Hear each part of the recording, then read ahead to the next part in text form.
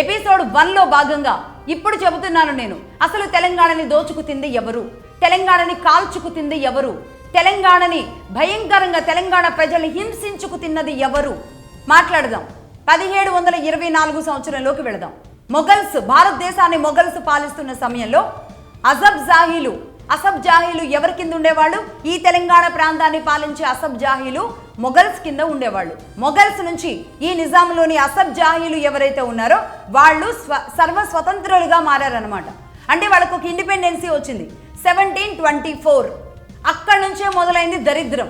వీళ్ళ చేతుల్లోకి ఎప్పుడు వచ్చిందో అప్పటి నుంచే ఈ దరిద్రం మొదలయ్యి వీళ్ళు ఏం చేయడం మొదలు పెట్టారు అంటే, అప్పటికే భారతదేశంలోకి వచ్చిన ఈస్ట్ ఇండియా కంపెనీతో ఫ్రెండ్షిప్ మొదలు పెట్టాడు ఈ నిజాంలు. మొదలుపెట్టి వీళ్ళతో మాకు ఒక రక్షణ కావాలి, మేము రేపు మరాఠా రాజ్యం మీదకి మేము యుద్ధానికి వెళ్ళినప్పుడు మీ వాళ్ళు మాకు కావాలి, ఆర్మీ కావాలి అని ఆర్మీ టైఅప్ పెట్టుకున్నారు. బ్రిటిష్ అండ్ నిజాంలు వీళ్ళిద్దరూ కలిసి ఒక ఆర్మీ టైఅప్ పెట్టుకున్నారు. ఇక దాంతో మొదలైంది దరిద్రం. ఆ ఈస్ట్ ఇండియా కంపెనీ ఆర్మీని, ఆ టీంని, దానికోసం వాళ్ళకి తినబెట్టడానికి, వాళ్ళ తిండికి, వాళ్ళ తాగుడికి, వాళ్ళ ఖర్చుకి మొత్తం వీళ్ళు ఏం చేశారు అంటే తెలంగాణలోని సొమ్మంతా తగలేస్తూ వచ్చారు. తెలంగాణలో అప్పటి వరకు ఉన్న డబ్బంతా, బంగారం అంతా కూడా ఈ ఈస్ట్ ఇండియా కంపెనీకి తగలబెడుతూ వచ్చారు. ఇది చేసుకుంటూ వచ్చారు. ఈ విధంగా ఈస్ట్ ఇండియా కంపెనీని పెంచి పోషించడం అనేది మొదలుపెట్టిన తర్వాత వీళ్ళ పతనం అనేది మొదలవడం కూడా అప్పుడే అని చెప్పాలి. 1724 తర్వాతే అని చెప్పాలి. ఇక ఆ తర్వాత ఇది మొత్తం నిజాం ప్రిన్స్లీ స్టేట్గా ఉండేది. ఎక్కడి వరకు ఉండేది నిజాం ప్రిన్స్లీ స్టేట్గా? మొత్తం ఈ తెలంగాణ జిల్లాలు ఏవైతే ఉన్నాయో గతంలోని, అంటే ఉమ్మడి ఆంధ్రప్రదేశ్లో ఉన్నప్పుడు ఉన్న ఈ 10 జిల్లాలతో పాటుగా మహారాష్ట్రలోని అమరావతి, మహారాష్ట్రలో కూడా అమరావతి అనే ప్లేస్ ఉంది. అమరావతి, బేరార్ దాకా ఉండేది ఇటు మహారాష్ట్ర వైపు.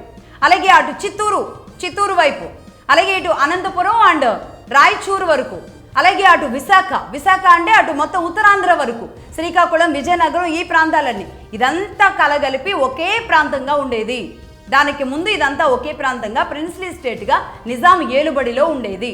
ఈ విధంగా ఇంత బలంగా ఉన్న ప్రాంతంలో, తెలంగాణలో ఇంకా ధనికంగా ఉన్న ఈ ప్రాంతంలో దీన్ని ఏం చేస్తూ వచ్చాడు అంటే ఈస్ట్ ఇండియా కంపెనీని మేపడానికి, ఈస్ట్ ఇండియా కంపెనీతో యుద్ధాలు చేస్తూ ఈస్ట్ ఇండియా కంపెనీతో మనం ముందుకు వెళితే బాగుంటుంది అని వాళ్ళు చేసే కుట్రలని కూడా పసిగట్టలేక మొత్తం ప్రాంతాలని, తాను కట్టాల్సిన పన్నులు ఏవైతే ఉన్నాయో, తాను వాళ్ళకి అప్పుగా ఉన్నది ఏదైతే ఉందో అదంతా కట్టలేక తన బిడ్డల్ని పోషించుకోలేని వాళ్ళు ఎలా అయితే తన బిడ్డల్ని అమ్ముకుంటారో అలాగే ఆంధ్ర ప్రాంతాన్ని అమ్ముకోవడం మొదలుపెట్టాడు.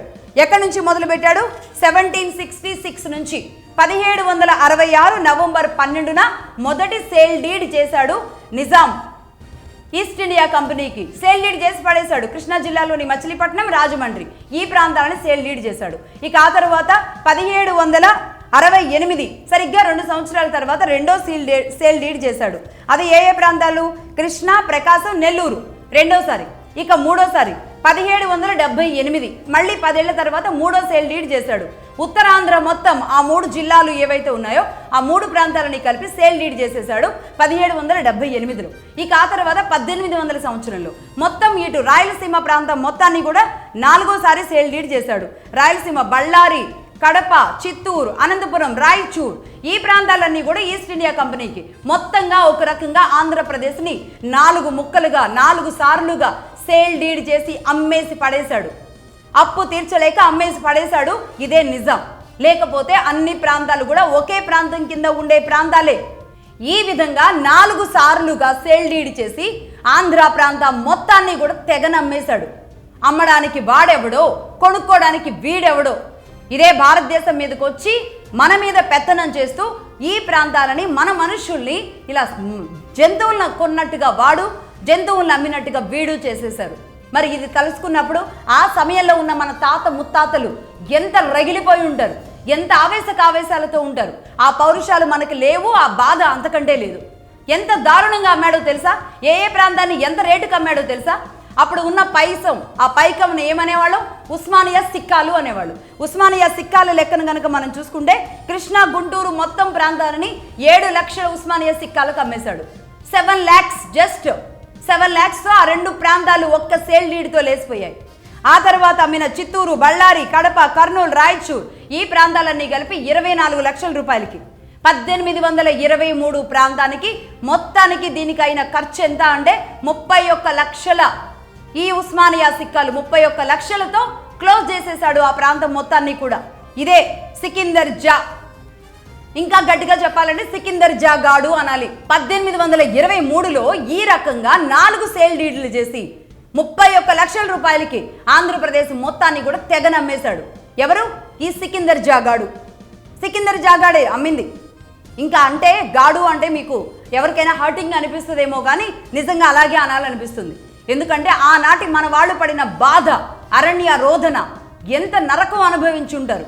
ఈ ప్రాంతంలోకి మన మీదకి వచ్చి మన మీద పెత్తనం చేస్తూ వీడిష్టం వచ్చినట్టు అమ్ముకుంటూ వీడిష్టం వచ్చినట్టు పన్నులు విధిస్తూ ఎంత నరకం చూపించారో మరి కోపం రాక ఏమవుతుంది?